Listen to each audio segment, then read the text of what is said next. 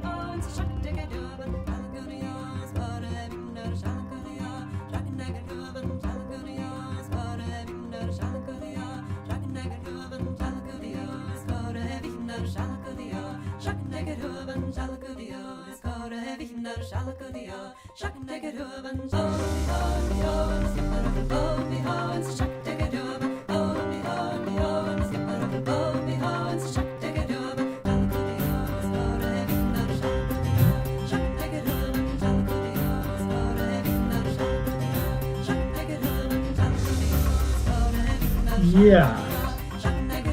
Yeah, I was wondering what the heck was going on. Okay, I just saw your message.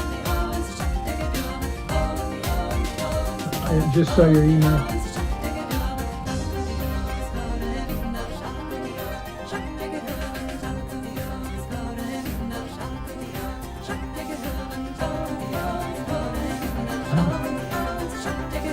Hello? Hello? Hello. I can hear you, yeah. I can hear you too. And right now I can't see anybody other than the depiction. Okay. Tell them to come down to earth. It's easier than trying to do it up in the air.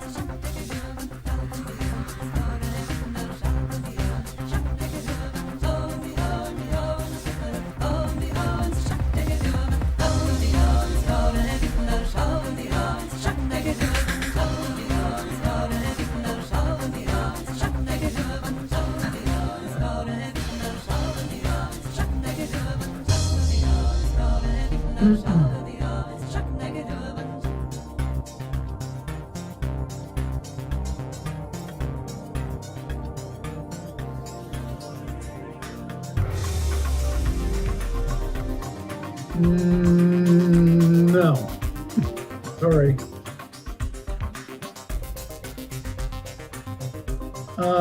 Right now, I mean, I can toggle, but the only thing I see is a little image icon type, the circle, and it's supposed to be depicting a human, but within a circle,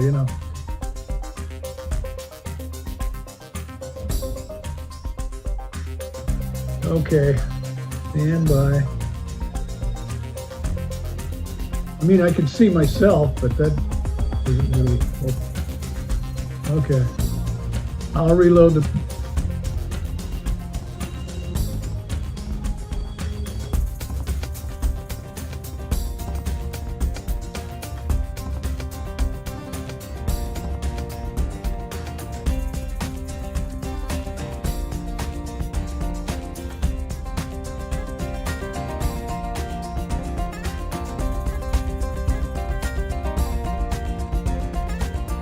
That makes a big difference. I see an idealistic portrayal of a lot. No, is it Hogwarts? Yeah, it's a big library with a lot of globes.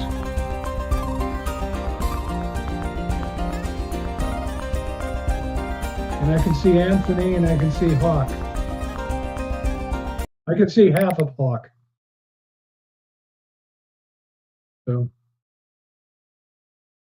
And now I've got 4 different.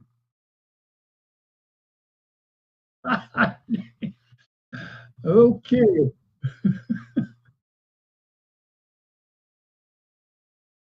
Yeah. Dude, I may have to, on the second Saturday of the month, I may have to just get an airplane ticket and fly up to Spokane, yeah.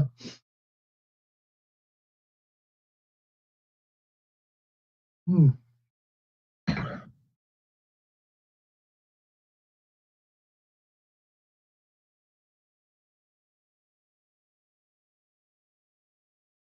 Yeah, we're missing a couple of power players this week.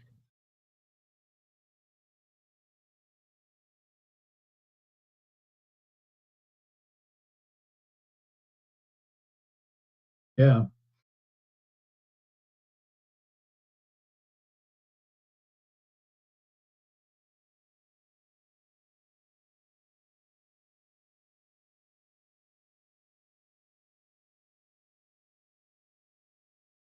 Geez, well, I do remember that Brian and I had a session once, just the two of us, but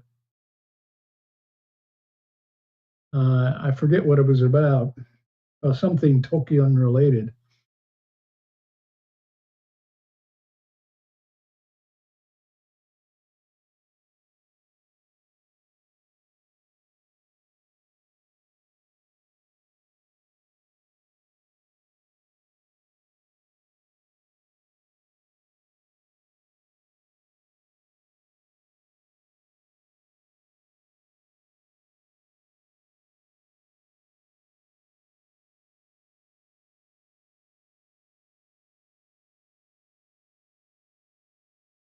Okay, now I can see you all. I just retoggled. I see myself very well. I take up half the big screen here, and I can see Anthony and I can see Hawk. Yep. Can you hear me? Can you hear me okay? Okay. I can hear you fine. We have one microphone working, but at least it's working. Excuse me. All I right. can see somebody's bookcase and That's Hawks. Okay. So and a green curtain. bring in the introduction, or do you want, unless you want me to? I can do it. Go for Ready? it. Yeah. Good afternoon, everyone, and welcome to the official Ea Tolkien Society monthly meeting for October of 2023. My name is Anthony, and I'll be moderating our today's discussion in place of our Supreme Secretary, Brian Huseland, who is unfortunately absent due to a personal matter he has to attend to.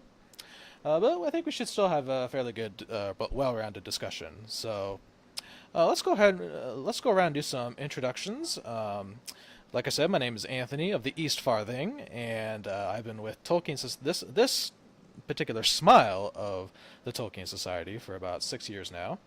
And I officially joined the International UK Tolkien Society in 2021. And my first encounters with Tolkien were around the time that the Peter Jackson films were coming out. I kind of read the parts of the Two Towers and The Return of the King, but I didn't fully enmesh myself in Tolkien's works until around college, and then I was hooked from then on. So that's sort of my introduction. Gary, would you like to introduce yourself? Yeah, I guess if you took a map and overlaid Middle Earth on Washington State, since I'm in Mountain Home, Idaho, Yeah. I'd be very close to Mordor. I could smell, You I could serve the smell Dark the Lord. sulfur. Yeah. But yeah, I'm down here in Mountain Home, Idaho, and I was introduced to Tolkien when I was going to the University of Wisconsin in 1965, and by a very unique couple. And I've been a fan of it ever since.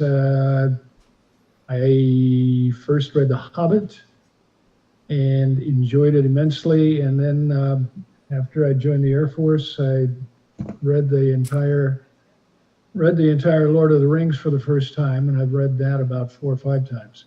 So I joined the Tolkien Society officially last year, I think, Oh, wow. sometime last year, a year and a half ago, and hope they send out renewal reminders.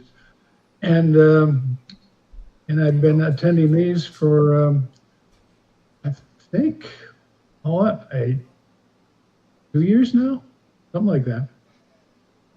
So, yeah, I enjoy talking about Tolkien, his works, and his influence on other folks. And right now we're discussing how Tolkien was influenced, because we're all, I guess, in our own way, standing on the shoulders of others. So Yeah. anyway, that's who I am, and that's where I'm located. Wonderful, wonderful. Yes.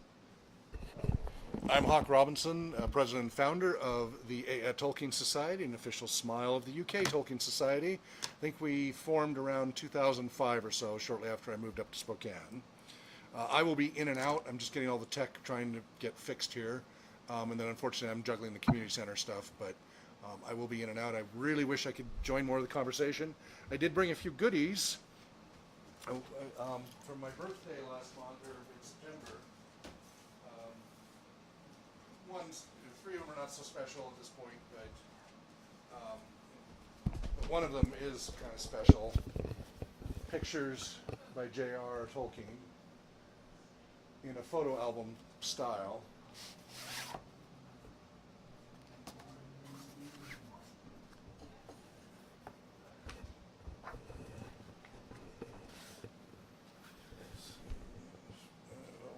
Trying to get to the right. There we go. Can you see that, Gary? I see a blank page right now. Oh. Oh, there it goes. Yeah, there he is. Let me toggle to another. Okay, yeah, that's better. Now I can see. It goes Yeah. through. We've got the black and white print and the color print, and it just goes through. And all of this artwork has been available in other books, but this was somebody gave me as a wonderful little present. This is from 1979. Oh, wow. So it's a nice little kind of collector's item. Yeah, he was still around then, right? Yeah. No, he passed away in 73, I Yes. think, September Yeah. 73. Oh, really? 73. Okay. 50 years ago. Yeah. I got that mixed up. Yep, no, we're just, anniversary of that was just not a few weeks ago. Yeah. Yeah. All right, so it looks like, let me just check something here to make sure that the audio is actually broadcast. And then Good, okay. Well, that's his audio. Let's make sure our audio is broadcasting.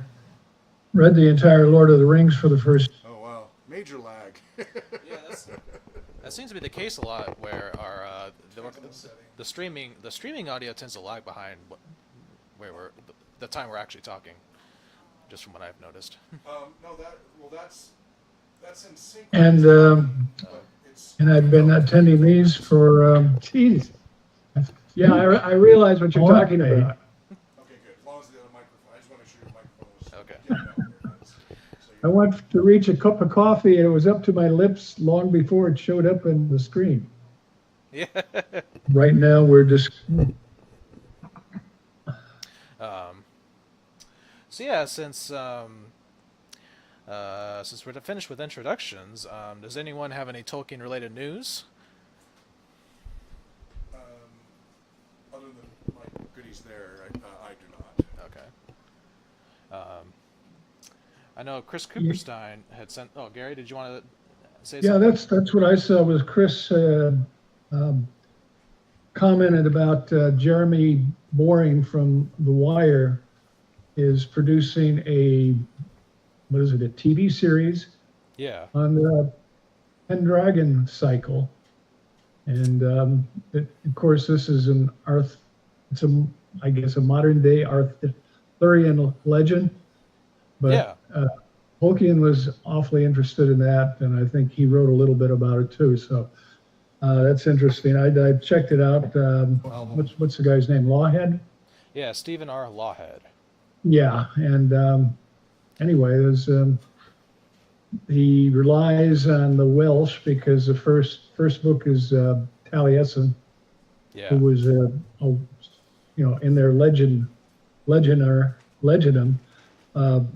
a poet, and then it gets into some of the other stuff. I think there's like 5 or 6 books in all that he Yeah. wrote. Yeah, I've only read. I started reading Lawhead's the Dragon King trilogy in the Hall of the Mountain. I think it's in the Hall of the Dragon King is the first book, and it seemed pretty good and suspenseful so far. So, but I have not touched the Pendragon cycle. Interested to follow. Maybe I'll take a look at it sometime. Yeah, and it'd be interesting to. Well, I think you got to subscribe to the Daily Wire to see any of this stuff, but Oh yeah. Well. he's okay. trying to expand. I mean, he's he's he's putting out razors and chocolate and all kinds of stuff besides commentary on current events. Yeah. You know, with the different people. I mean, I don't know if you, well, you know Jordan Peterson, the Oh, yeah. psychologist Yeah. from Canada. Yeah. He's working for him now, and Candace Owens and a few other folks I know. So Yeah. I don't know what his end game is, but you know, this might be pretty interesting. Yeah. Although I know folks here can be very critical as far if somebody strays too far from the The source material. the source material itself. Yeah. Yeah. But like I never read Robert Jordan, but enjoyed the TV show as entertainment that Amazon just put out. They just finished their second season. I watched that too. Yeah. I'm sure you have a lot to say And about it. I'm not a Jordan fan. I'm not. My youngest son is. Oh, yeah? I am not. I like the first book in Yeah, the series. I And did too. For me, it diminished with each release. Yeah. I never got past the fifth book. Oh, really? Okay. But anyway, it seemed like they wrapped everything up in the final episode. Well, Too quickly. And apparently they're going to have a third season. I don't know where it goes on from there, but apparently it does. Is this the Wheel of Time? Yeah, the Wheel of Time, because the 5,000 Yeah. year cycle is over. You know, the individual born as a dragon, does not succumb to evil. You don't have to lean into it. Okay, thanks. Yeah, But- so yeah, I wonder what streaming platform or network the Pendragon cycle will premiere on. Did it say in the article? No, but I thought, basically the stuff that they put out before, Yeah. entertainment wise, has been exclusively on his network or on his streaming platform itself, the Daily Wire. Oh, I didn't know they had a Like streaming I said, platform. you got to subscribe to it, Yeah. but who knows?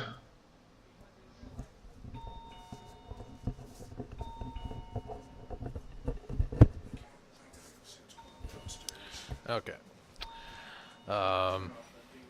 Yeah, is there any other Tolkien related news you came across? Yeah, I usually follow the OneRing.net, but I haven't really seen too much. No, Yeah. I've got my latest issue, Amun Hen. Oh, I'm on Hen. Yeah. Yeah. Yeah, me too. And, I haven't opened it yet, but Yeah, it came in the mail yesterday, the day before. yeah, I get them online. It was, well, I still like paper. I'm old. Yeah. Well, I did get some paper publications. Yeah, it's paper. It's in print form and also it's online.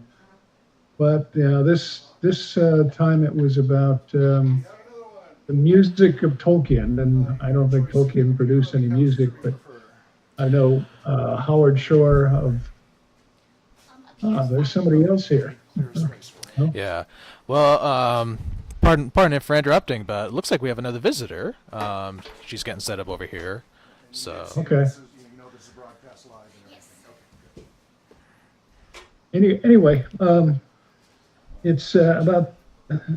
I don't know how Tolkien was influenced. I haven't read it yet. Tolkien was influenced by music, or music people were influenced by Tolkien to write the music. Like, I think in one it's the heavy metal.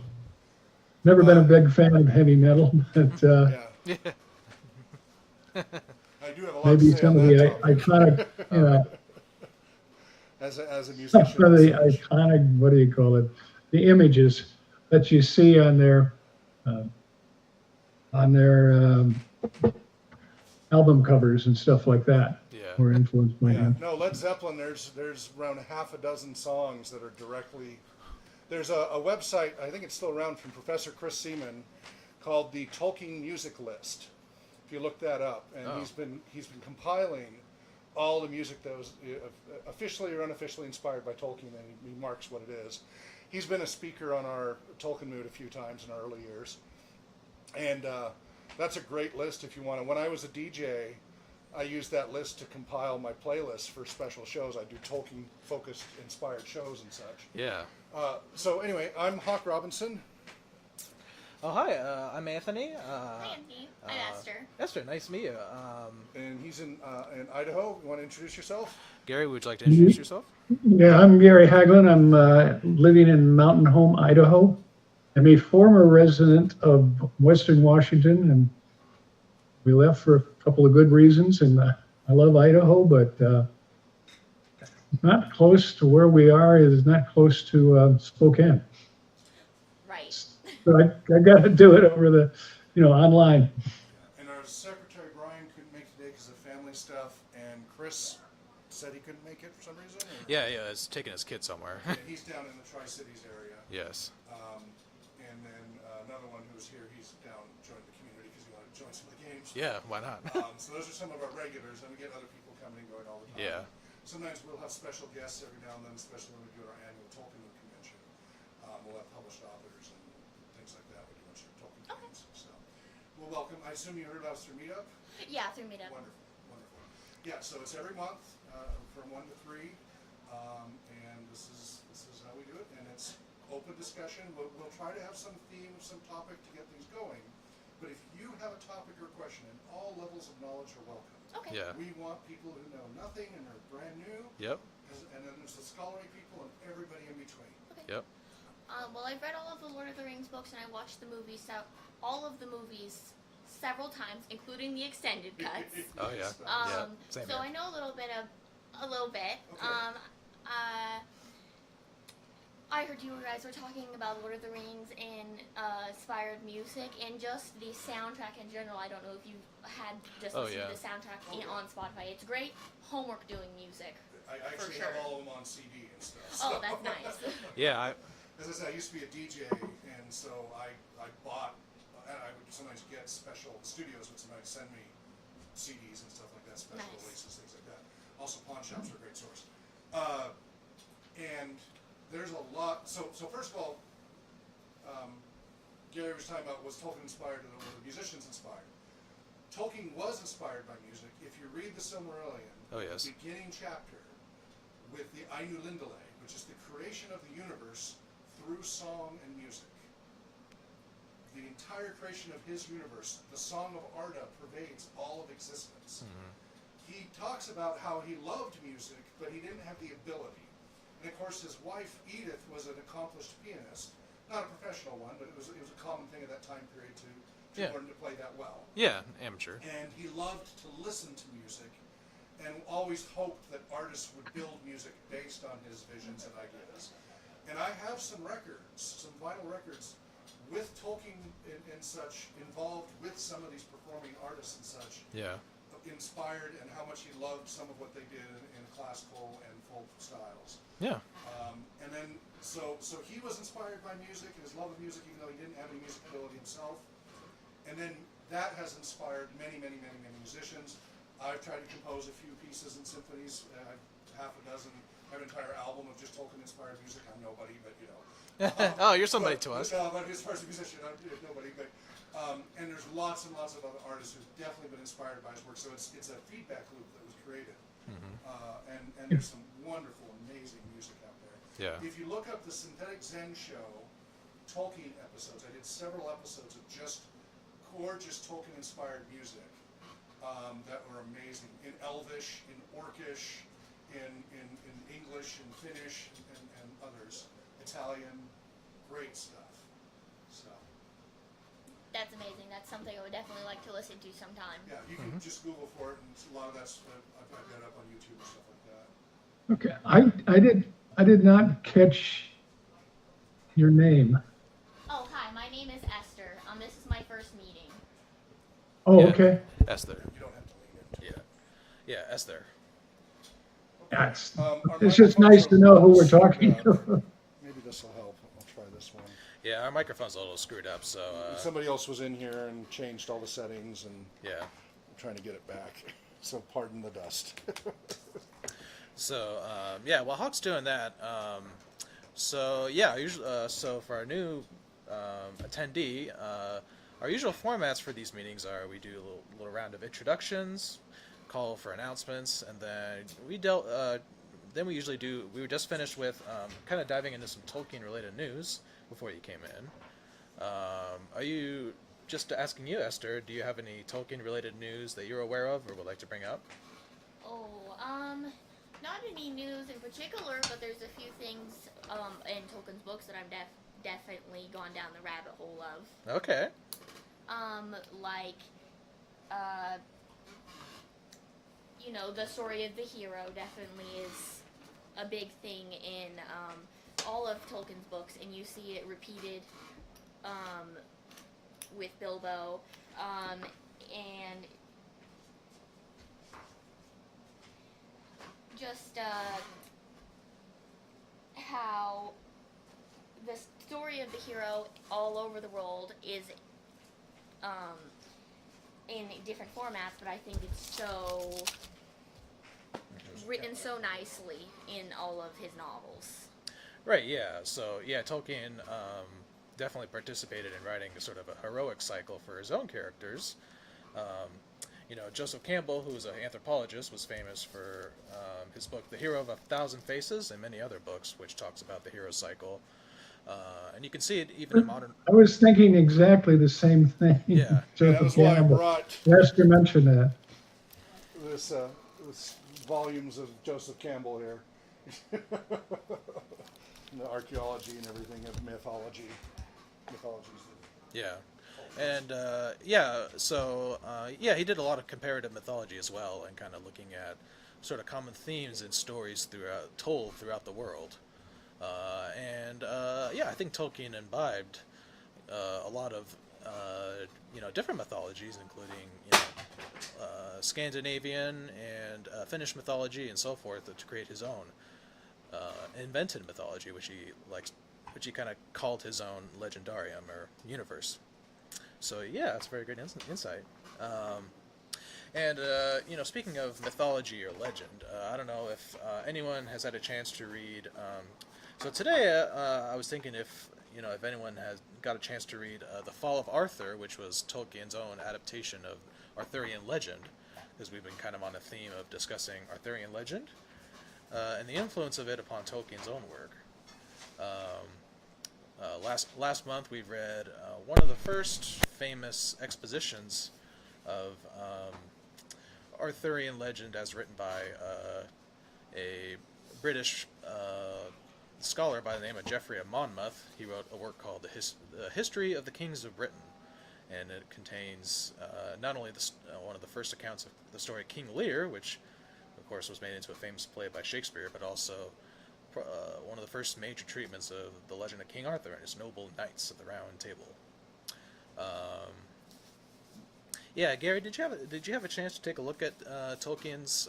No, we discussed it last time we met, but I didn't. I've been kind of lacking as my Tolkien scholars for the last month or so. Yeah, you're slacking. I am slacking. But I do remember it's legend and it's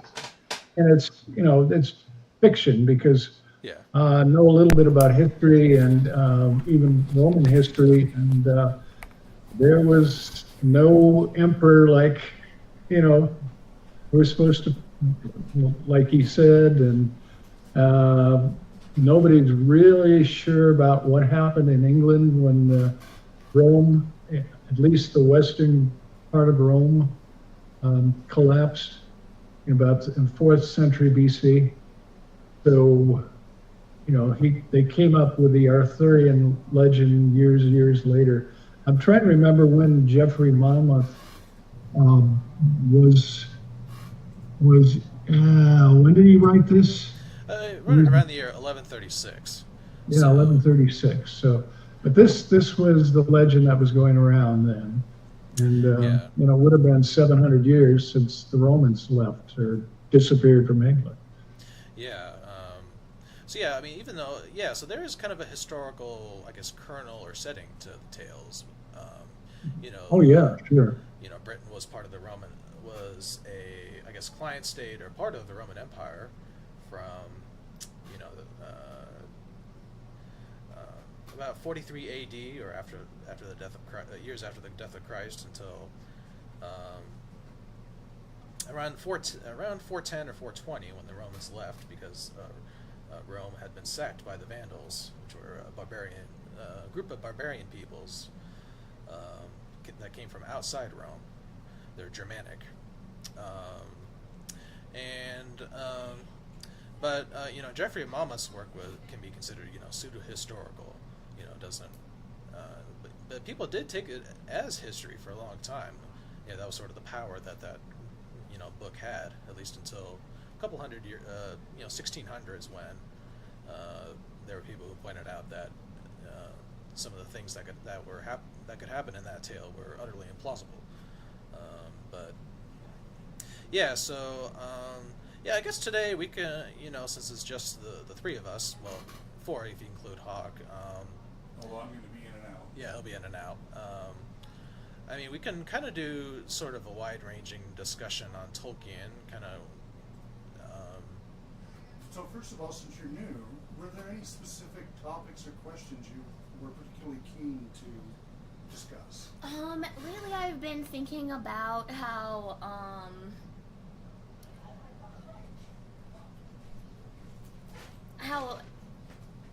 mythology is often first taken as religious text and taken as completely true, and then later, once we gain some more information as society goes on, we realize that being human isn't, we're not always perfect as human, especially in translation. I was just talking to my dad about this morning,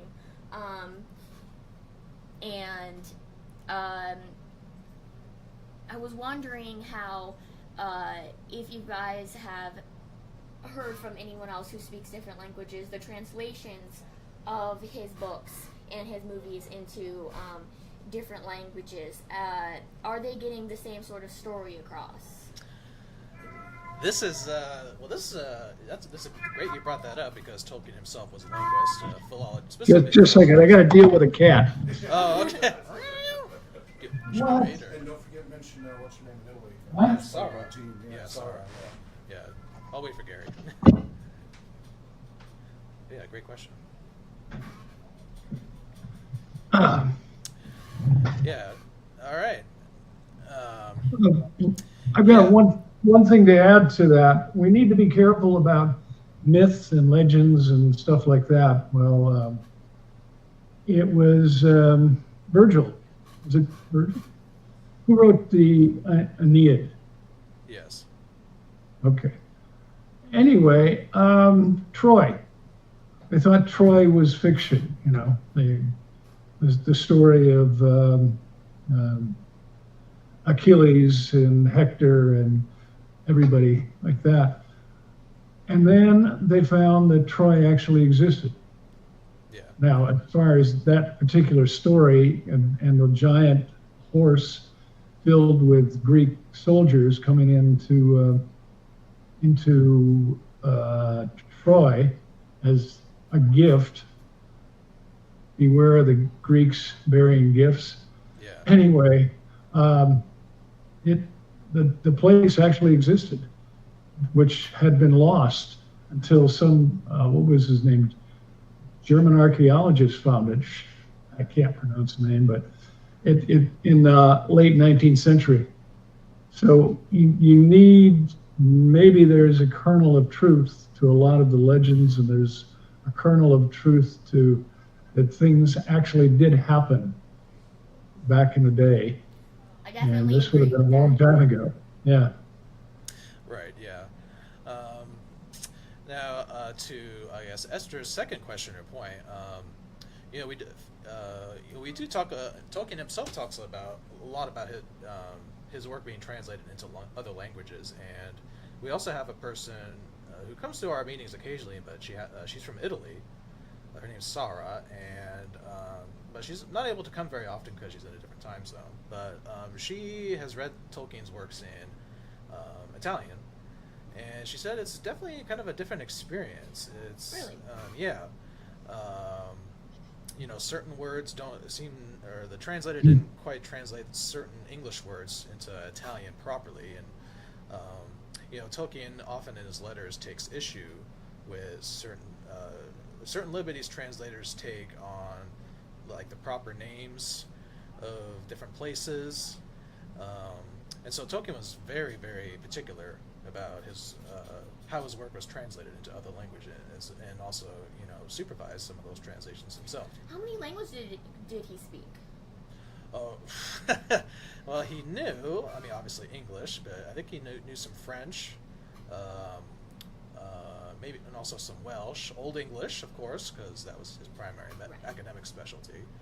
He knew Old Norse. He knew some Finnish. Let's see, what else? I wonder about German, because yes, I mean, English is a Germanic language, and I remember specifically that he was very unhappy about how one of his works was translated into Dutch, which is closer to German than English, a lot closer to German than English is. So I'm thinking, and he at least knew some of that, and it used to be more common for people to know different languages. Yeah, and it's also fairly common in Europe that they do know languages. Like a lot of people in Norway, I know, speak English. Yeah.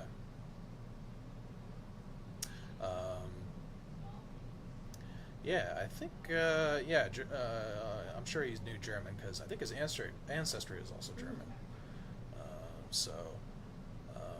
Yeah. How does that answer your question? That definitely answers my question. I only know English and, like, a bit of Spanish. I could get around Mexico, but that's about it. Oh, nice. Yeah, so... are there any other topic, Gary? Are there any topics you wanted to bring up? Okay.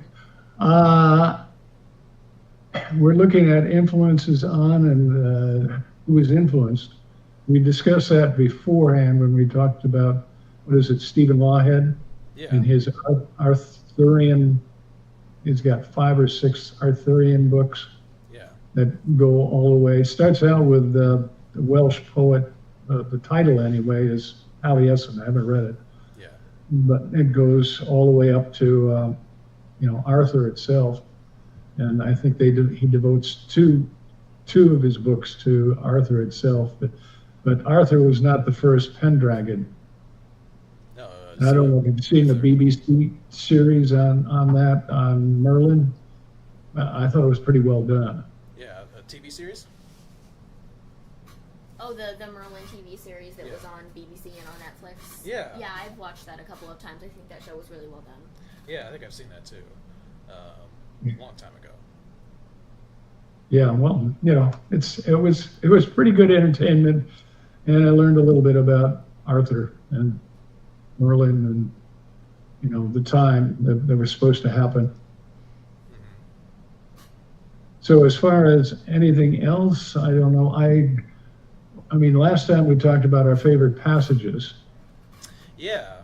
And I was the one who grabbed the opening to The Hobbit, which I thought was brilliant.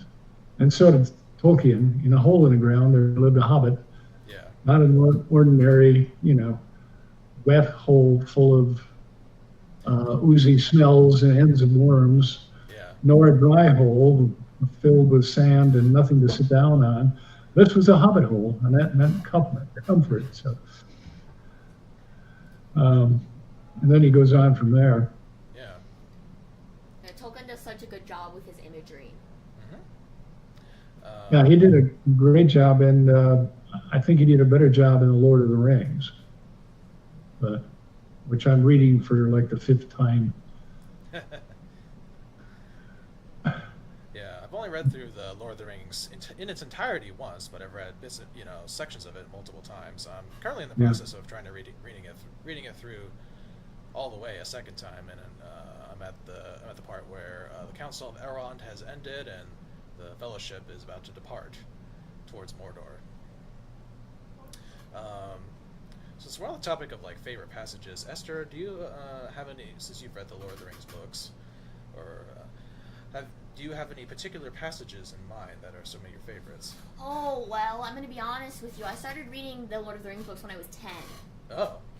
So, I am not, like, super brushed up on all of my passages, but I'll definitely get back to you next time about that. Well, I mean, are there any, like, favorite scenes that can come up? Well, definitely my favorite scene is,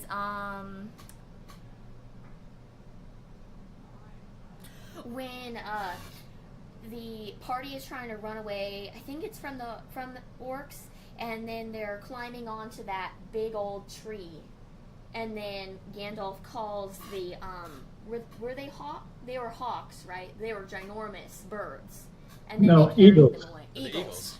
And then the eagles carried them away. Because the eagles. I was thinking about it, like, couldn't have Gandalf really just had called the eagles from the beginning and had them take them all the way to the end, but he knew that they needed to go through their whole story. You know what's funny about that?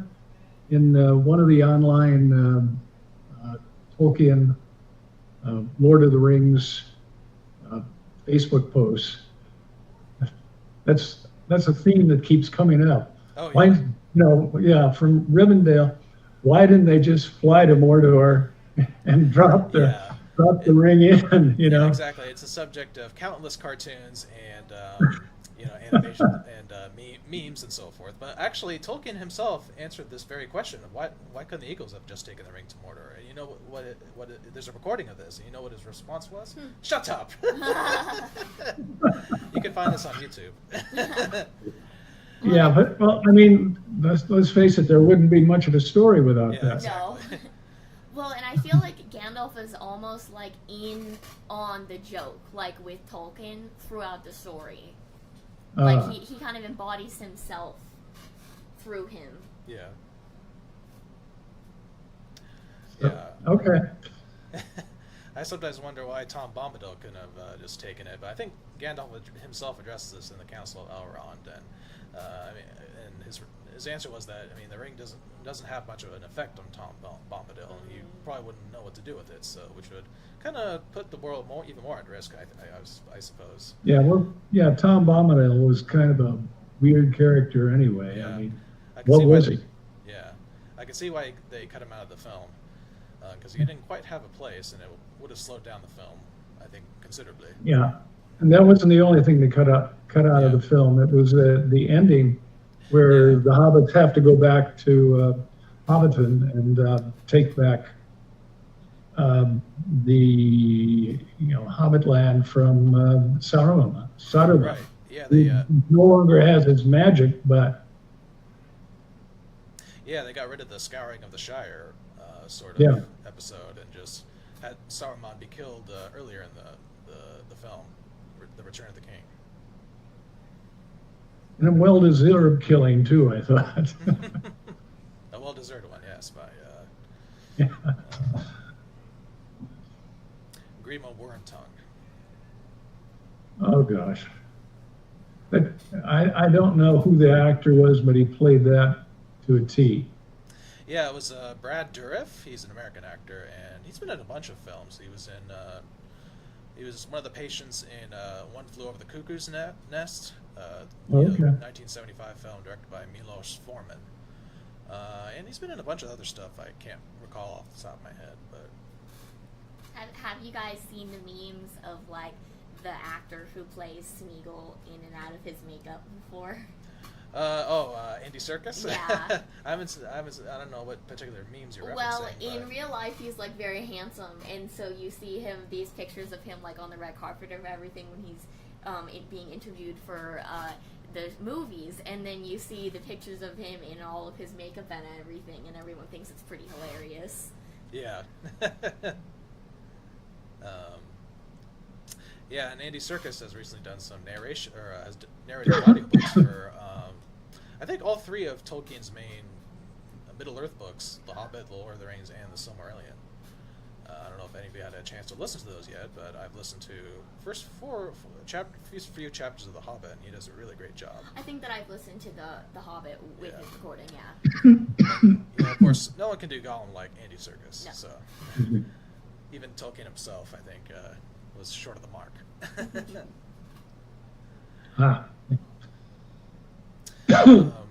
I'm gonna have to call. I'm gonna ask for a break right here. I gotta go get a coffee. Oh, yeah. Yes, let's take a break, and we'll come back. Let's take a 5-minute or so break, and we'll come back. Okay, be right back. Welcome to our meetings. Did you want to, do you need to use the restroom or anything? Or? No, I'm just fine. Yeah, I haven't lived, or I've lived in Spokane for a couple of years now, so I just Cool. Yeah, thought welcome. this would be something that I once would again, like. I'm Anthony. Hi, Anthony. Yeah, I'm Esther. Esther, yeah. Where are you from originally?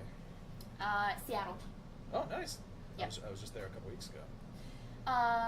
Yeah, I was actually there last month to see my family there, because I moved all the way, my family here, and I have family in Seattle, so when I turned 16, I just took a bus here.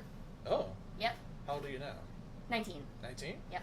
Are you in school or anything like that right now? Or? I just finished my high school diploma in January. Oh, congratulations. And thank you. And then I have about half of my associates done, because I did my college while I was in high school with Running Start. Oh, Running and then Start, I'll finish my associates in probably in the spring at Eastern Washington University. Oh, nice. Yeah, I went there for my master's Yeah. degree. So. I've just been had a lot going on lately, so I took a break from school. Cool.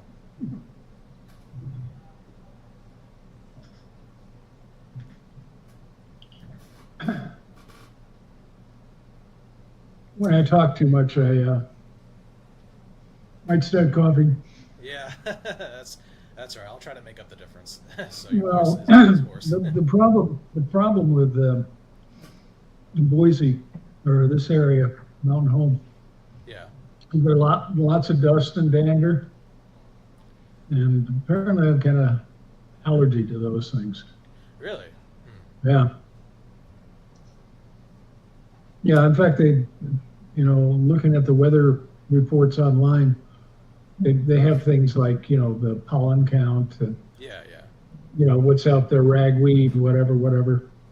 In Western Washington, I was allergic to Scotch broom, which is some idiot brought it in. It's kind of like starlings. Yeah. Some German missed back home, so he imported starlings, and now look what they've done. Anyway, it's all over the I-5 corridor as you go up and down the state of Washington. Oh my God, my wife is allergic to cottonwood, so when that's in bloom, watch out. Yeah. I'm allergic to all types of grass, so Really? yeah, my guinea pigs eat it. So it's just constant allergies 24/7. Yeah. Anyway. I think I'm allergic to hay, so I stay away from stables and all that. So. Yeah. Anyway, Okay. Well. Yeah. So back to Tolkien. So we've been discussing some of our favorite passages and certain themes, and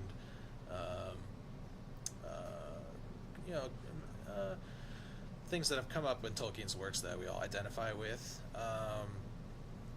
Where would you like this discussion to go next? I know we've been discussing, throughout the last couple of months, works that influenced Tolkien. Do we still want to discuss Arthurian legend, or do we kind of discuss what we want to do next as far as that goes? Well, I don't think there's anything wrong with talking about it, but I mean, Okay. Esther's not ready for it. I was thinking about The Rings of Power, the Amazon series. because there's a lot of controversy about that. Yeah. I don't know what you think, Anthony, but What's that? I said I don't know what you think, but Yeah. Have you seen? Amazon bought 5 seasons of it. Yeah. So, They bought 5 seasons. I think I've seen the first season,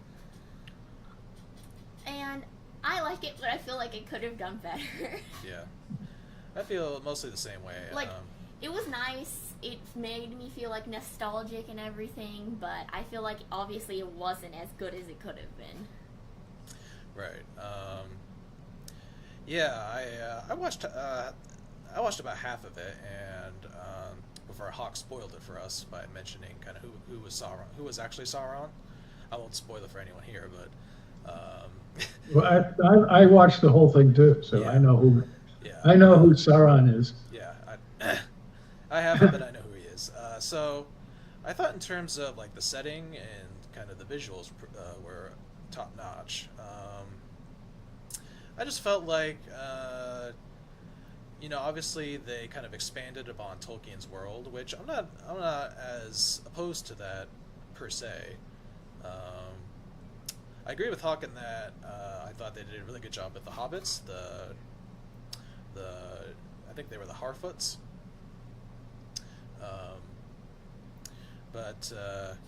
Yeah, I mean, some of the character development was kind of questionable. I think that Galadriel comes across as a bit impetuous and sort of rebellious.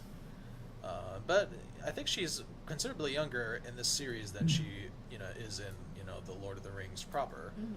And so maybe they're trying to create some sort of character arc for her where she goes from being kind of this, sort of young warrior princess to being kind of a noble queen. So I don't know. I'm not sure if that correlates exactly with how Tolkien conceived her character. I'd have to look into his. Yeah, but they had a hard time though because they had to compress thousands of years of history, according to Tolkien, Yeah. the whole Second Age, and maybe a lead up in the First Age a little bit, into a TV show. Right.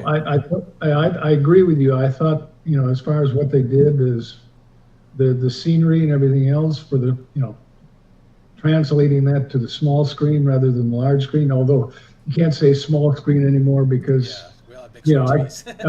living room, we got a 55-inch Yeah. flat screen.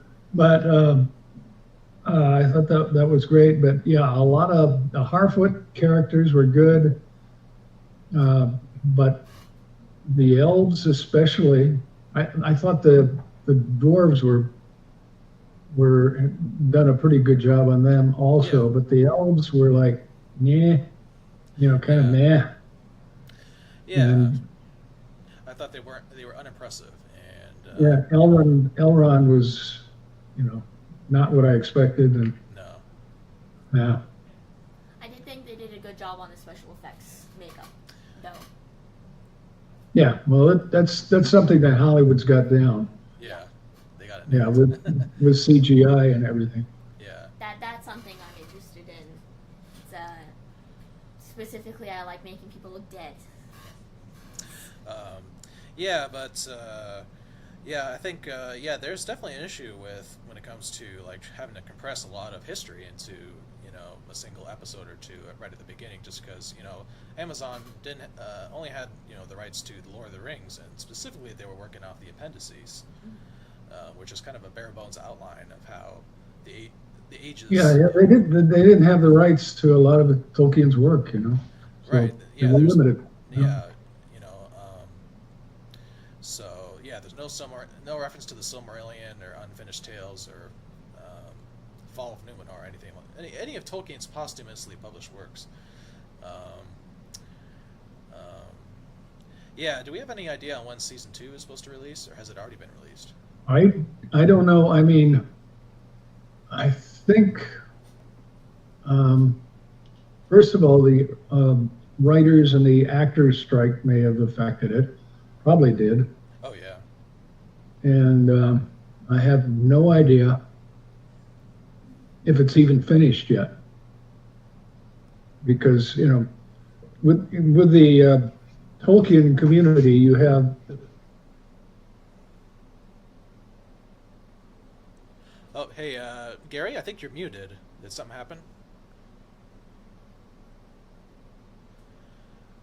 Is your mic muted? Okay. I might have to get Hawk real quick. I'll bring it back. Can you hear me at all? No? Oh, yes, we can hear you now. Yes. Sorry about that. Oh, I hit my mouse by mistake and hit that. Oh, that's okay. Yeah, I figured you must have I don't know, hit the space bar. Not very technologically advanced. That's all right. But anyway, so I don't know the status, and I don't know if anybody knows the status of the second season. Yeah, I mean, I have my handy dandy iPad in front of me. I mean, I suppose I could look it up really quick if for the curious. Yeah, so the only thing I could find, article from September from Screen Rant,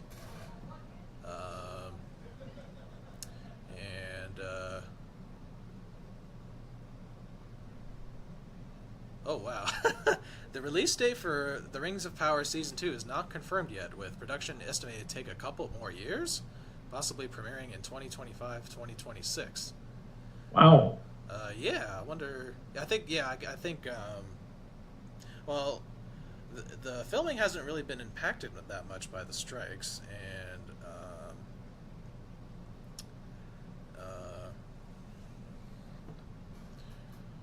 I mean, Season 2 is still happening, but I'm not quite sure why it's taking so long. Well, this says that it might premiere in 2024. Oh, okay.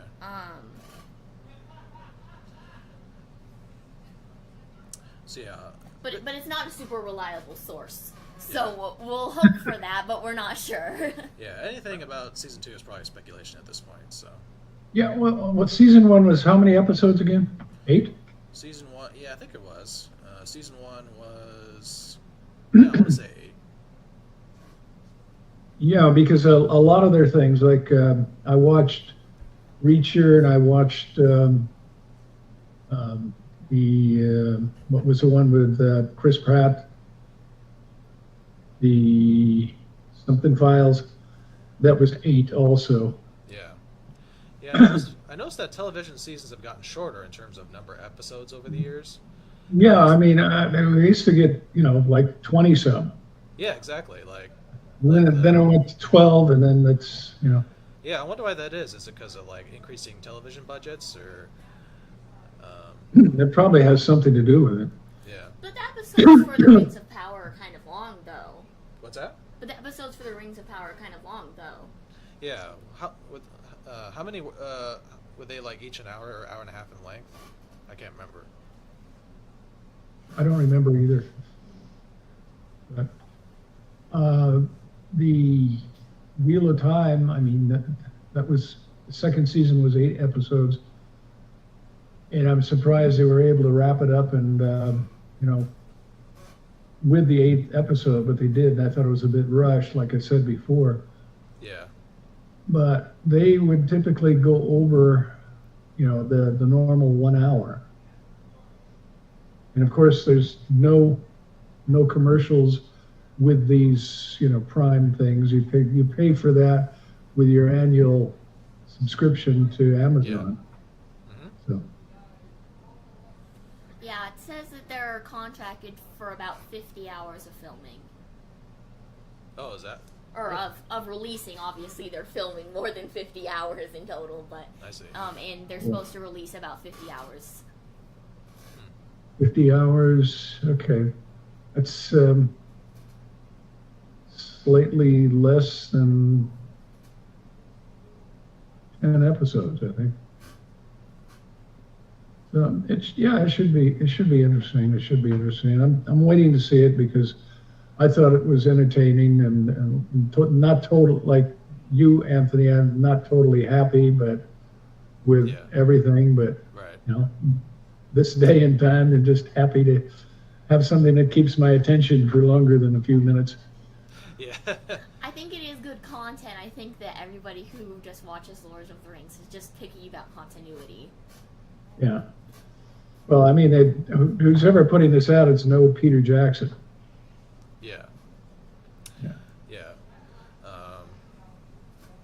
Yeah, but we'll see how the second season plays out, and if it'll be better than the first. Not holding my hopes out yet, but we'll see. Remember, you and Chris were kind of disappointed. Let me say that. Yeah, I mean, I used to be a little more open about adaptations, but I think now I'm starting to become a little more purist and cynical. Yeah. I don't know if it's because I don't know whether it's because I'm getting older or just I'm impatient. But well, I think as the more research that you conduct about something as well, the more accurate you want something to be. Right. Yeah. Yeah. And I've read almost everything written by Tolkien about Middle Earth and then some. Which is an accomplishment. Well, it is. I mean, I haven't read. I mean, I remember we're going to discuss Sigurd and Gudrun. Yeah. And I got the book. I don't think we ever did. What's that? Or we did the time before I got the book. So, there's so much. And then he wrote about Arthur, the Fall of Arthur. Yes. Yeah. The Fall of Arthur. I haven't read that. Yeah. I could introduce some of it if you want. But yeah. Go ahead. Yeah, is that in prose form? Actually, no. It's in. So Tolkien wrote it in probably around the 1930s, kind of as he was working alongside The Hobbit, and it's actually written in sort of an English alliterative meter that is in the same style as Beowulf. If you remember Beowulf, we discussed that, of course, that poem, which is probably the most influential on Tolkien's work and imagination. And it's written in a sort of kind of a style where there's sort of a caesura or break in between two lines. So, like, for example, Beowulf kind of starts, with so this. Well, I'll just kind of I can recite the opening lines of Beowulf here, or pull it up, as translated by Seamus Heaney, Irish poet.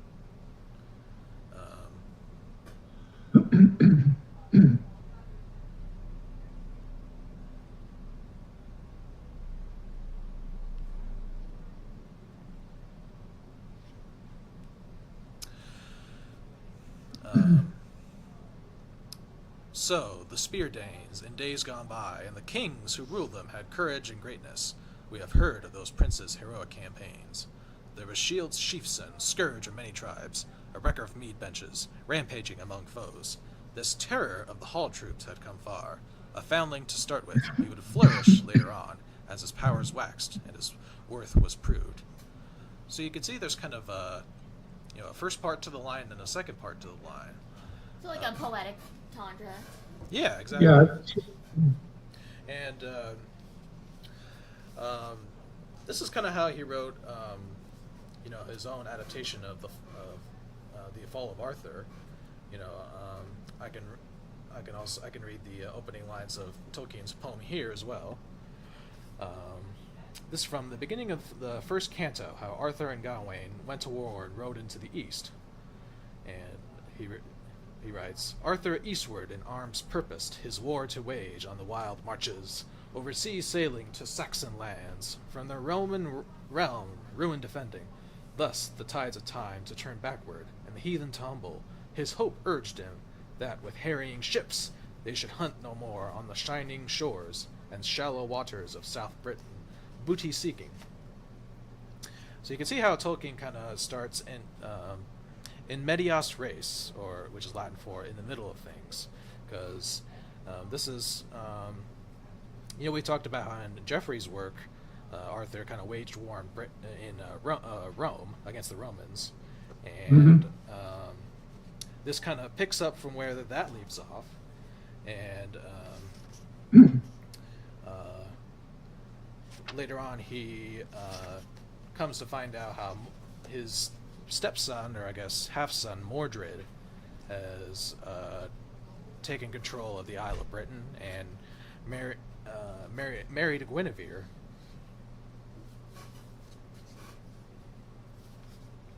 So, I mean, how familiar are each of you kind of with the Arthurian tradition or legend? A little bit. Like, I know that,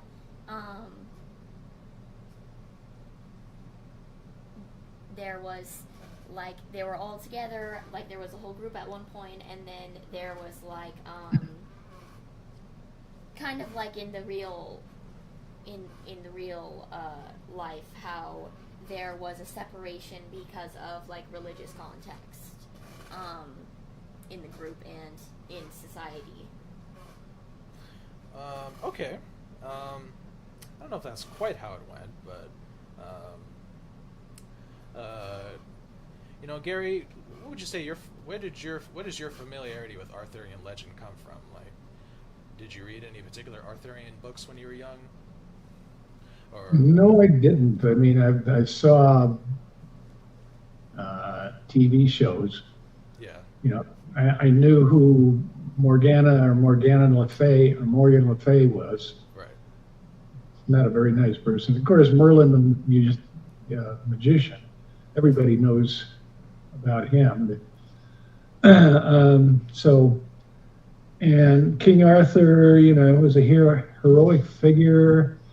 And to be honest with you, most of what I know about the Arthurian legend was taken from that BBC series. Yeah. Yeah, it must have been pretty popular. Yeah, I mean, it was interesting. I thought they did a very, very good job on that. I mean, you can stream it and on TV, and I like how it ends. When all of a sudden the sword comes out of the lake in modern times. Wow. Do you think that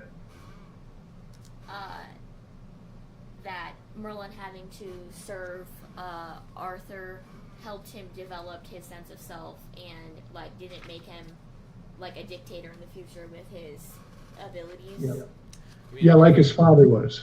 Yeah. Yeah. Yeah. Yeah, I think so. I think perhaps Merlin, at least from what I've read in, like, Geoffrey Monmouth and and also just maybe watching some adaptations, I think Merlin had a role in kind of softening Arthur a bit. But yeah, Arthur is portrayed in Geoffrey Monmouth's work as well as kind of, sort of a little bit here as very much a proud warrior, who sort of meets his end through treachery from some of his knights of the Round Table. So you can liken that sort of to almost to the breaking of the Fellowship, especially when Boromir starts to tempt Frodo, toward the end of Fellowship of the Ring with giving him the ring, so he could take it to Mordor. So in Tolkien's poem, I mean, we probably won't discuss it too much because we want to get to Tolkien's letters, but in Tolkien's poems definitely portrays a kingdom in sort of decline, or because coming from the height, from a sort of golden age, there's no reference really to. I mean, there's reference to Camelot, but there's no reference to, like, the Holy Grail or anything. So it's very much kind of a human portrayal of the Arthurian legend right here.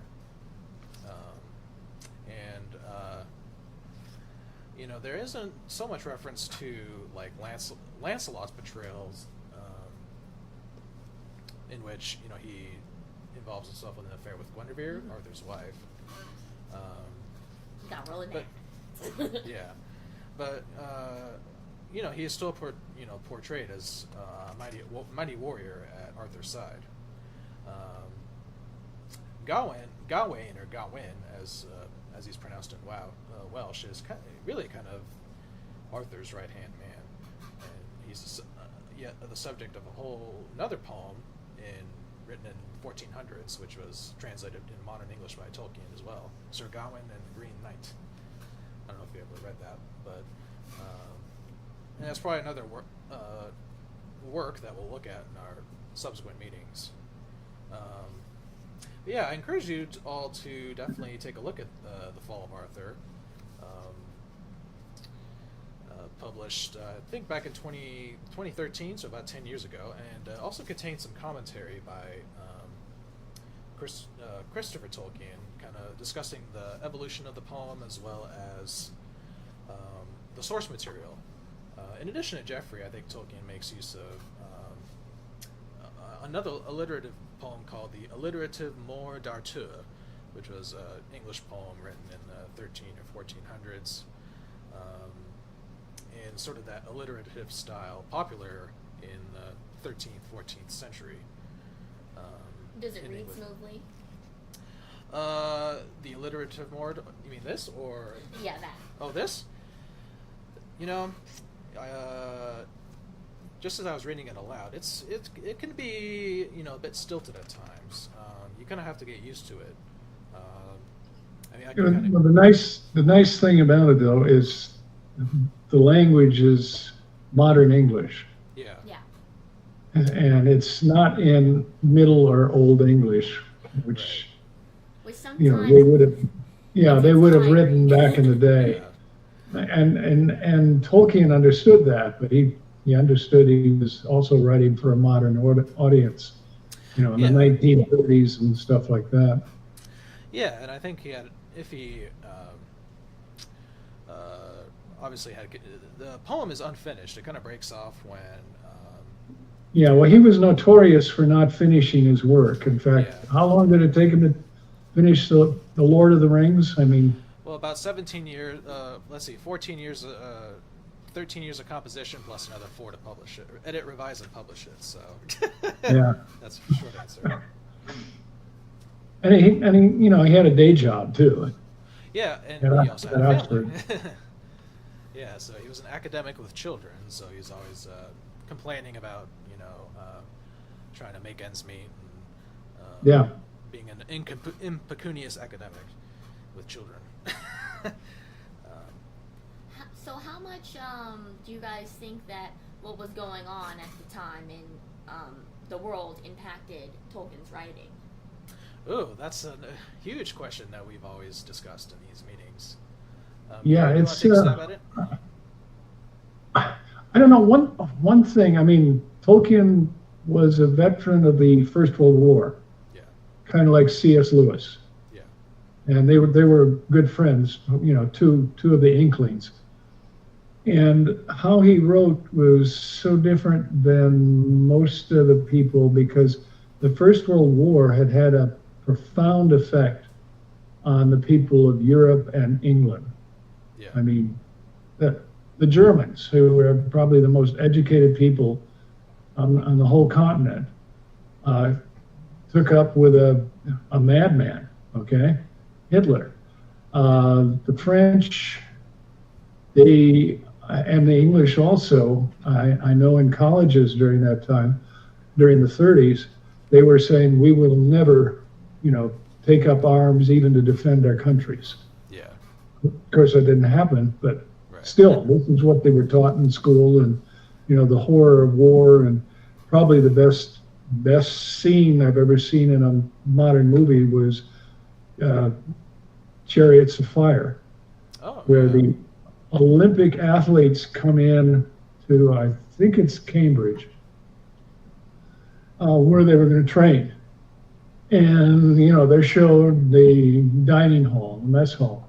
Yeah. And one hall, if you've ever been to Pearl Harbor and seen the USS Arizona Memorial with all the names on the people who died, then you understand it because they've got many more names about the students from Cambridge that died in the Great War.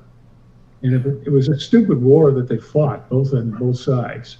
Yeah. And there was no reason for it. And it was done from ignorance and arrogance, mostly. But it profoundly affected everybody. But C.S. Lewis and j.r.r. Tolkien specifically, did not give up with the mindset and the view of what's heroic and everything else. I mean, like, what's his name? The guy who wrote Tomorrow and Tomorrow and Tomorrow, and also The Hollow Men. Oh, T.S. Eliot. T.S. Eliot. Yeah, I mean, later on he became a Catholic, and he changed his mind, I think, probably when he was faced with his mortality. But, that was what most of them were doing as far as on the literary scene by then. So he was, he kept the old, there are heroes, some things are worth fighting for. And for that, I really, I really am in awe of him, because he didn't go with what was a prevailing mindset at the time. Yeah, the modernists. Tolkien was definitely affected by world events. He fought in the First World War. Some of his friends died. He spent a year in the hospital. Yeah, he did. Yeah, he did. He did get taken out because he developed trench fever and served. It was in the hospital, and but I think he did see action at the Battle of the Somme in France. Yeah, he did. It was a nasty war. Yeah, mustard gas and everything. Trench. And we had a guy. He's in the town I grew up in central Wisconsin, who had been gassed in the First World War. And the only thing he could do, Bud Schultz, who ran the local grocery store, gave him a job carrying groceries out for people. But that's the only thing he could happen. The guy could barely walk. He was just a wreck. Yeah. So it's pretty sad. Yeah, it was a horrible experience.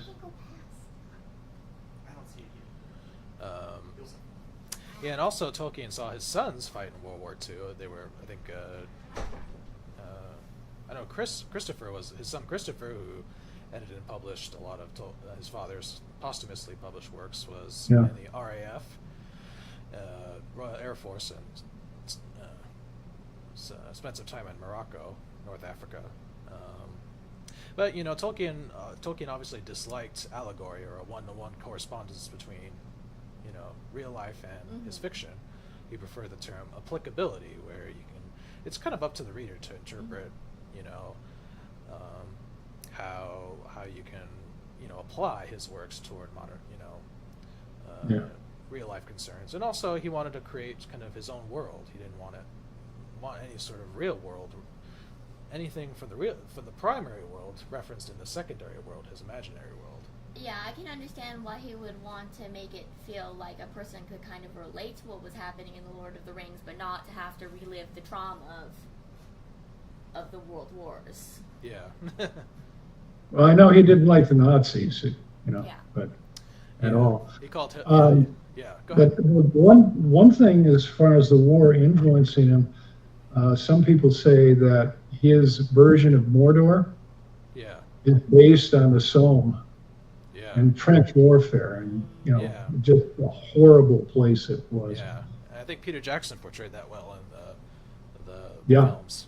And Peter Jackson also coincidentally recently completed a documentary on the First World War, if I'm not mistaken. Yeah, The Way We Were. Yeah, something like that. We Were. Yeah. Yeah, the guy is incredibly talented. Yeah, Peter Jackson. Yeah. Oh yeah. All right. Is there anything else that we want to discuss regarding Tolkien or King Arthur before we jump into the letters? No. I have nothing. Okay. So, kind of picking up from where we were last time, we discussed, I believe, 2:15, letter to Walter Allen. It was actually, most of it was a series of drafts to Walter Allen of the New Statesman, and it was a discussion on. So I guess Tolkien was invited to a symposium on children's literature, and Tolkien kind of went into sort of his philosophy behind writing children's literature, and how the literature that we need to read has to be kind of above our measure, above our level, to challenge us to think in different ways and to imagine different possibilities. I'll give you a copy of this. So we're going to start with letter 216, I believe. Let me pull up my copy here. University of Madras, that's probably in India, right?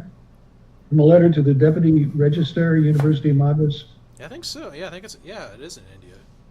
Yeah. Yeah, so letter 216. Would anyone like to read that?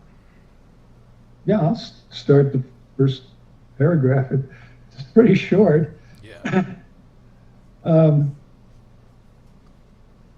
I have to thank you for the honor of appointing me a member of your Board of Examiners.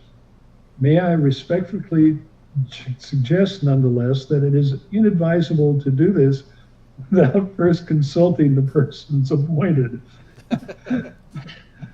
I am unable to accept this examinership and fully occupied with other affairs, and I have in any case retired and do not propose to take any further part in teaching and examining. Like, I'm busy, I'm retired. Yeah. Don't sign me up for a job I didn't ask for. Yeah, I don't know if there's much commentary to be had about that. Other than Well, basically they were trying, whoever was at the University of Madras was trying to, enhance their reputation by using his. Yeah. So I think it's pretty funny. He was very polite, though. Yeah. And very direct. Yes. At least he knew how to say no. Esther, would you like to read letter 217 from a letter to Alan and Unwin? Sure. Concerning the Polish translation of the Lord of the Rings. Yeah, this should be good. Because he's not happy with translations usually. Yeah. So he says, I am sorry that owing to domestic troubles and turmoil, I have neglected Mr. Skabenguea's letter. It is quite impossible for me to write a lot of notes for her to use. As a general principle for her guidance, my preference is for as little translation or alteration of any names as possible. As she perceives, this is an English book and in its Englishry should not be eradicated. That the hobbits actually spoke an ancient language of their own is the course of a pseudo-historical assertion made necessary by the nature of the narrative. I could provide or invent the original hobbit language form of all the names that appear in English, like Baggins or Shire, but this would be quite pointless. My own view is that the names of persons should all be left as they stand. I should prefer that the names of places were left untouched also, including Shire. The proper way of treating these, I think, is for a list of those to have a meaning in English to be given at the end, with glosses or explanations in Polish.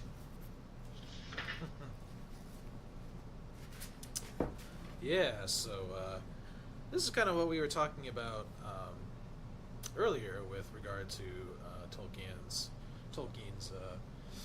Translations. Yes, and his particularities when it comes to translating. I remember the one about its translation to Dutch.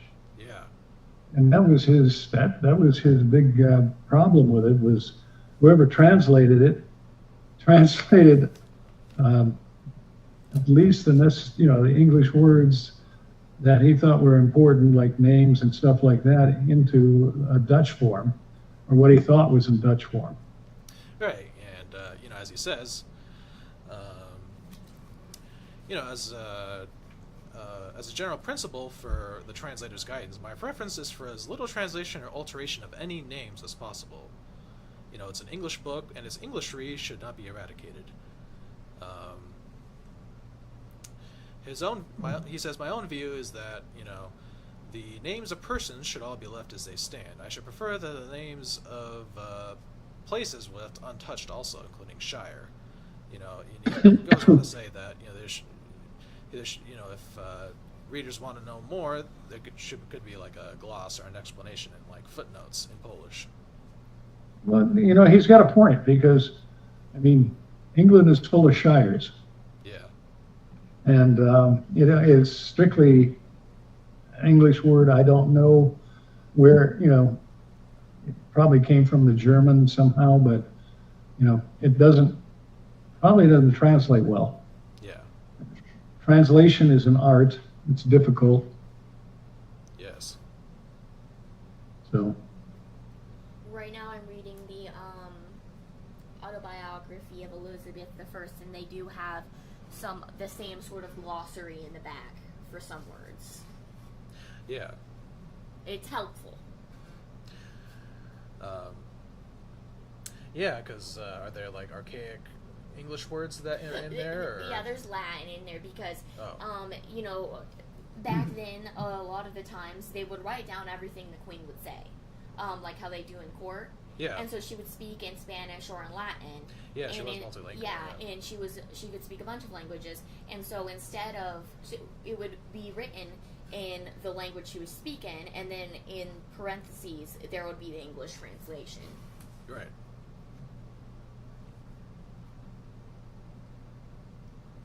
And so that's perhaps how what Tolkien, I guess, imagined how the translator should do it. Yes. Keep the English names, but provide explanations or approximate translations in just Polish, in a footnote or something, or an endnote.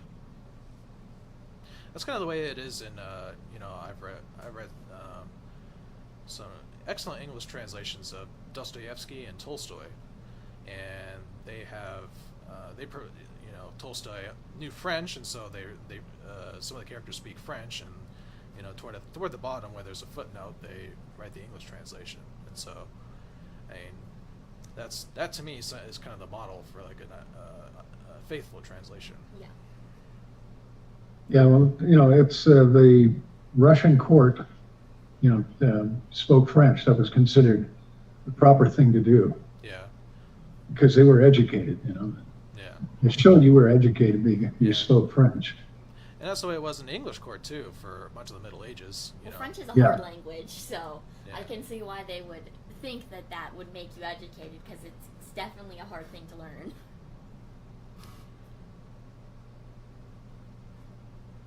Any other thoughts on this letter? Do we want to read the next letter as well? Letter 218 to Eric Rogers. Might as well. It's another short one. Yeah. Okay, a reply to a letter addressed to any to any professor of English language at Oxford, asking whether it is correct to say a number of office walls has been damaged or have been damaged. Oh boy. So here he apparently got a letter addressed to Professor of English Language j.r.r. Tolkien. Anyway, dear sir, your letter has eventually reached me, though I'm not any professor of English language since I have now retired.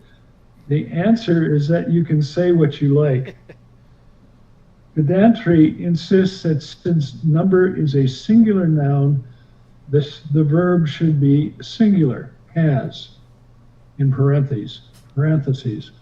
Common sense feels that since the walls is plural and are really concerned, the verb should be plural, have. You may take your choice. Yours sincerely, j.r.r. Tolkien. He's got an attitude in this one. Yeah, it sounds like he didn't want to be bothered with this question and just. But yeah, as the son of an English teacher, I'm probably more of a pedant, so I would insist on subject-verb agreement. Therefore, the verb has is technically the more correct. But in colloquial speech, a lot of us use have. It's almost And like yeah, have just sounds better. yeah, and it sounds a little easier on the tongue too. Yeah.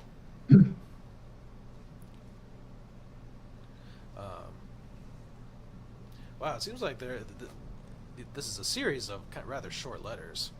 Yeah. It's like he's scolding a student Yeah. in an essay. This next one is funny. Yeah, I can read the next one. 219 Okay. from a letter to Allen and Unwin, which was his publisher. October 14th, 1959. A Cambridge cat breeder had asked if she could register a litter of Siamese kittens under names taken from The Lord of the Rings. My only comment is that of Puck upon mortals. I fear that to me Siamese cats belong to the fauna of Mordor, but you need not tell the cat breeder that. I would love to name a cat Sauron or Yeah. Barad-dûr.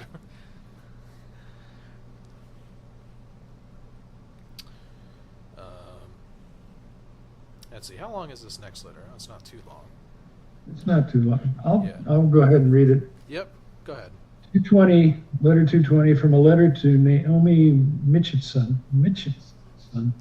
15 October 1959. I retired, or rather, since even British generals usually imply a voluntary movement to the rear when they retire, I was extruded on the age limit at the end of last term. In many ways, a melancholy proceeding, especially financially. So I have belonged to FSSU, which is The Federated Superannuation Scheme for Universities.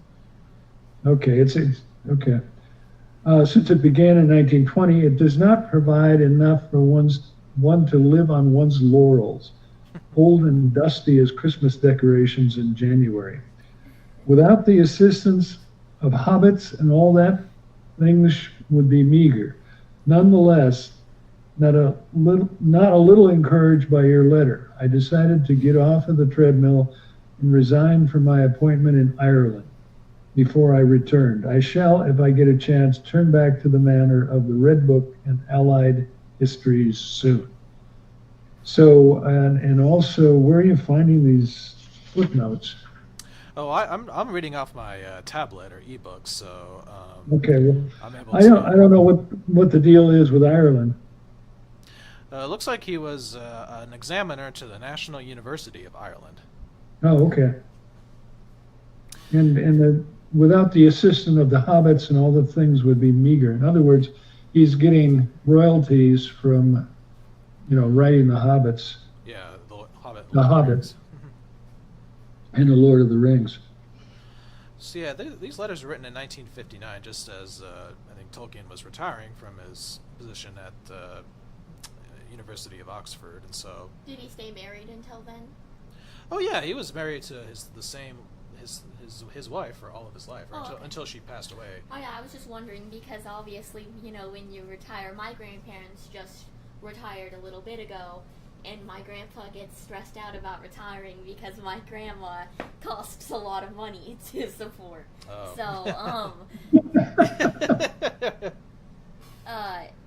So, I can understand why he is saying that in his letter.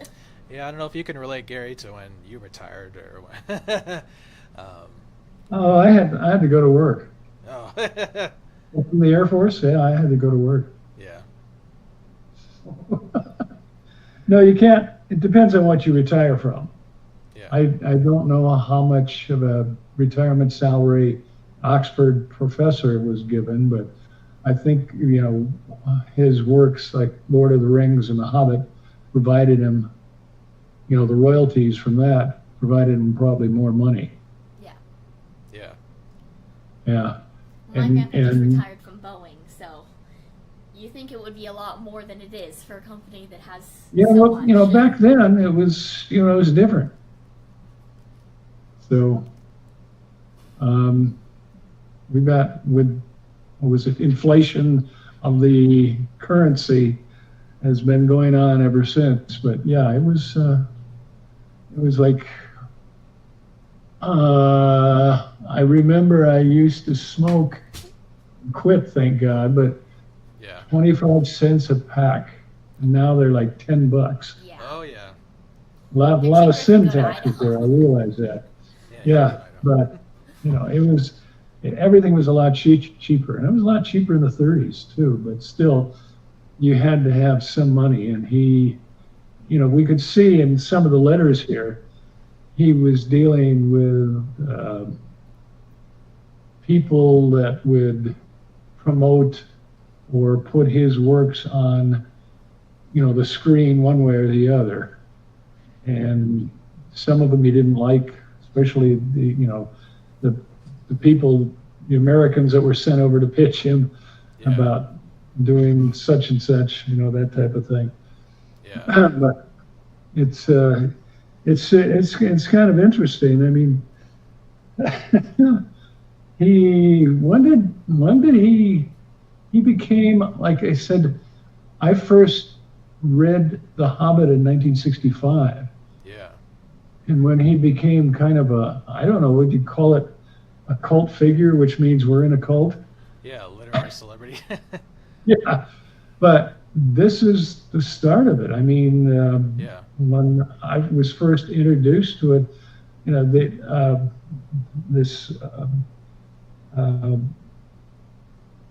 they weren't married yet, but the boyfriend and girlfriend just raved about The Hobbit. Yeah. And so I went and bought a paperback edition, and it was neat, and I was hooked. Yeah. But it took a while. I mean, that guy at Marquette University has got the rights to, what has he got to? I think just about all his work, and paid him in mid 1950s. When did he finish The Lord of the Rings? Well, Tolkien finished Lord of the Rings in 1949, but then he took him another couple of years to publish it. Finally, in 1954. So. Okay, well, this was 55, 56. Yeah. And this far-seeing librarian of Marquette University in Milwaukee, Wisconsin, of all places, said, and Tolkien by that time, he wasn't a well-renowned author. I mean, he was respected, but that was because of his, he was a professor at Oxford University. Yeah, as an academic. So he was looking for money, and anyway, the guy, I forget what he paid him, but Tolkien didn't get what it actually turned out to be worth. Yeah. At that point. So it's just interesting, I think.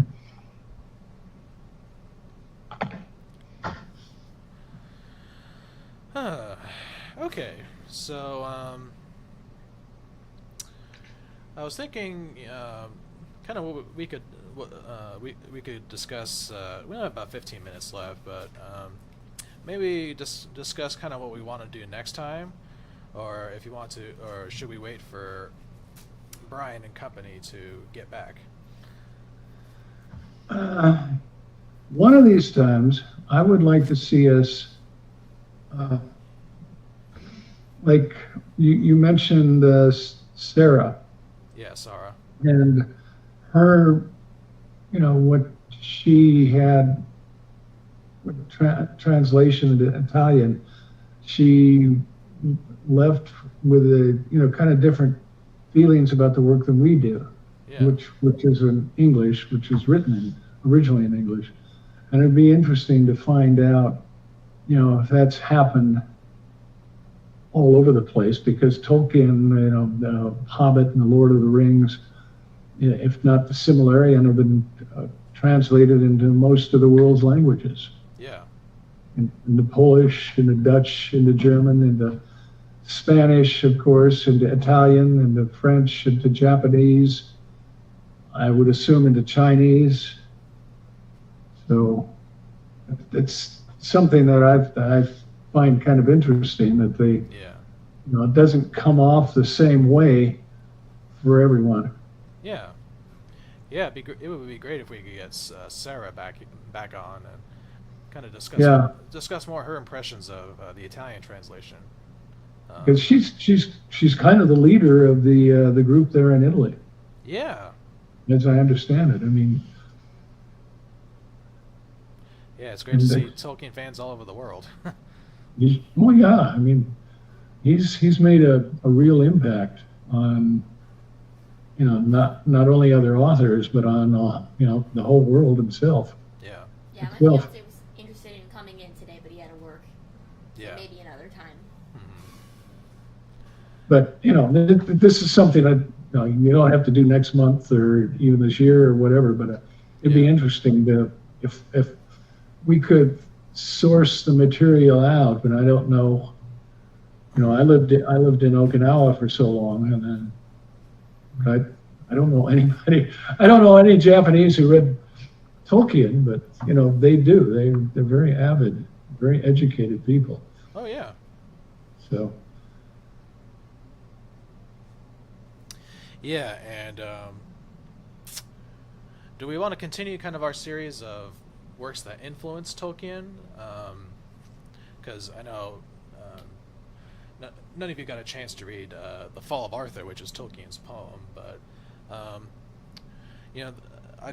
put together a list a while back on Tolkien's literary influences, and after Geoffrey of Monmouth comes a French writer by the name of Chrétien de Troyes, who was also influential on Arthurian legend. He wrote a set of Arthurian legends that kind of brought Sir Lancelot and the Holy Grail into prominence within the tales.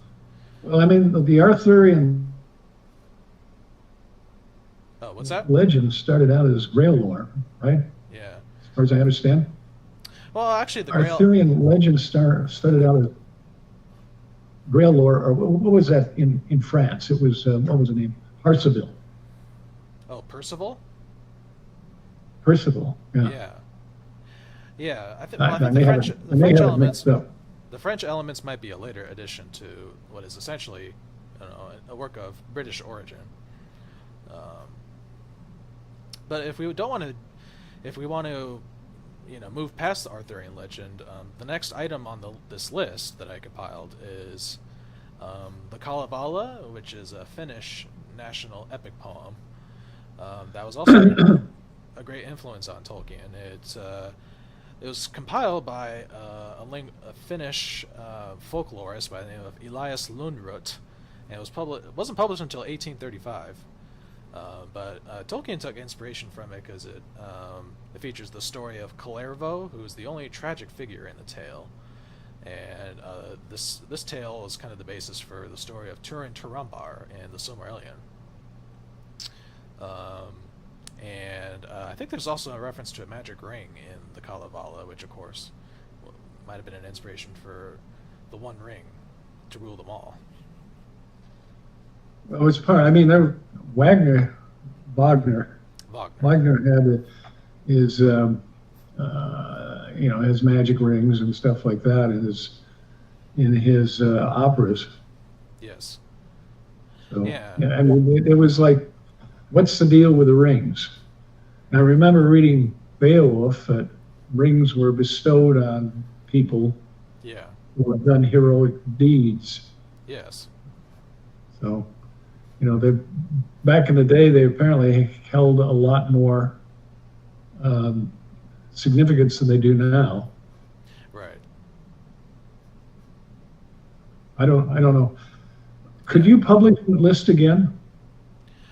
Publish the list again? Oh, yeah. I can resend it out by email. Okay, because I tell you the truth, I don't remember seeing it. Okay. I probably got it, but I would like to look at that. Okay, sure. Let's see.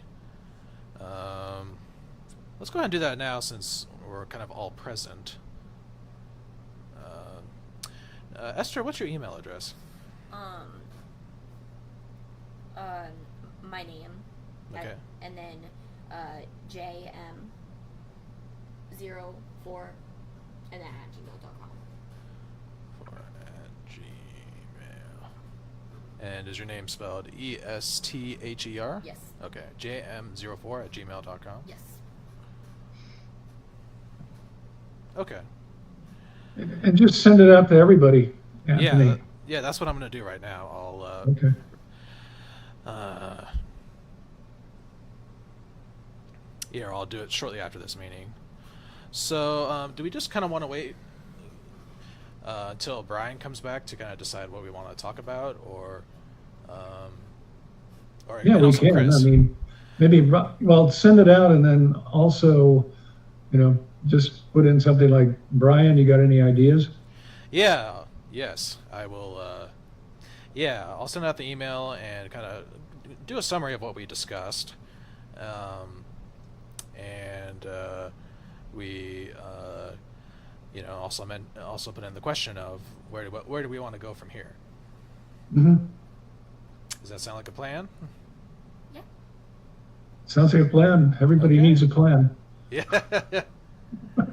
Well, sometimes it's better to be spontaneous and just kind of go with the flow. Yeah. Any final thoughts on Tolkien before we sign off? I think that Tolkien has made definitely a big impact on how I read, and how I experience different literature. Yeah. And I think that it kind of raises the standard for for a lot of reading for me, Yeah. And it's one of those things where I really started to get into continuity errors. Continuity errors. Okay. And not just with Tolkien, but with other movies as well. Yeah. Well, you'll find in Tolkien's works that there's some inconsistency because there's a lot of evolution in Tolkien's thoughts about Middle Earth throughout his life, and so there was never really any final conception of certain characters and ideas, except what you might find in his in the works he published during his lifetime, namely The Hobbit and The Lord of the Rings. Yeah. As for his posthumously published writings, that's a whole different ballgame. Characters' names were changing constantly. Stories were changing. Fundamental conceptions were changing.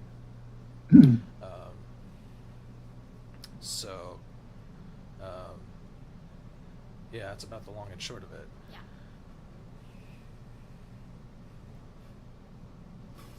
Gary, do you have any final thoughts? No, other than I didn't appreciate for the latest issue of Amon Hen, or however you pronounce it. The connection between Tolkien and music. Yeah. And Hawk kind of mentioned that at the beginning. Def Leppard? There's a Def Leppard song that references. No, what the heck did he mention? Oh, Led Zeppelin. Led Zeppelin, yeah. Oh, you not a fan, or? I'm not a fan, no. Oh, well, to be fair, I mean the songs aren't too bad, but if you're not into rock they do. Led Zeppelin did perform folk type of music, so. Yeah. No, I'm not that big into music either. So for some reason, I enjoy it. I enjoy what I enjoy. Yeah. But I'm old. I enjoy 50s and 60s rock, maybe some 70s.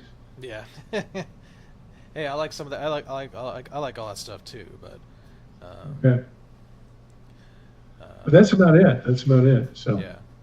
Wait to hear from you and from Brian.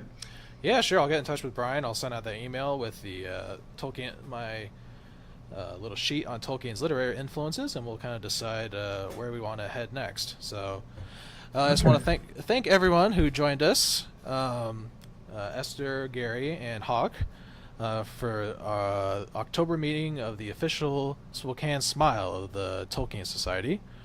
And I just want everyone to be safe and be well, and Namarie. Namarie. Take care.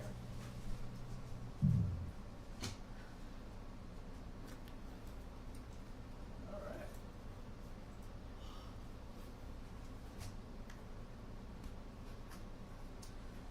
Oh, sorry, I kept yawning. My dogs kept me up all night. Oh, that's all right. Oh, that must have sucked. Yeah, I just want to say thank you so much for coming to this meeting. Yeah, thank you for having me. It was a pleasure meeting you and contributing. It was great. You made some great contributions, and yeah. Also, you think you plan on coming back? Or? Yeah, no, definitely. That was really fun. I just think I need to do a little bit more reading to prepare for next time, so I can contribute more to the conversation. Oh yeah. Well, you contribute a lot to it already. Okay. Good. I'm glad. I think you guys have just read more of his works than I have, so. Oh, that's all right. I mean, we've been doing this a lot longer. Yeah. But yeah, I would definitely encourage you to keep reading Tolkien and catch up reading some on the second Saturday of the month.